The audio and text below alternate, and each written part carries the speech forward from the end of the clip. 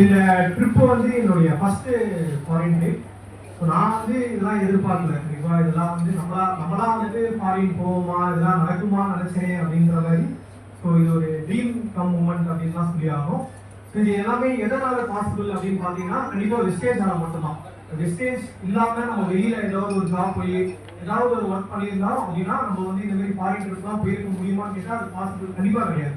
So இது எல்லாத்துக்கும் முக்கியமான காரணம் நம்ம வெஸ்டேஜ் தான் இல்லைங்களா. ஸோ இதே ஆப்பர்ச்சுனிட்டி தான் இன்னைக்கு உங்கள் எல்லா கையிலுமே இப்போ இருக்கு. ஸோ நீங்களும் இதை கரெக்டாக எடுத்து பண்ணீங்க அப்படின்னா ஸோ நீங்களும் அடுத்த ஃபாரின் ட்ரிப்லாம் வந்துட்டு அச்சீவ் பண்ண முடியும். ஸோ நிறைய பேர் வந்து யோசிப்பீங்க ஸோ நம்மளாம் வந்து ஃபாரின் போக முடியுமா அப்படின்னு சொல்லிட்டு. கண்டிப்பாக இங்கே ஒவ்வொரு நாளைக்குமே முடியும்.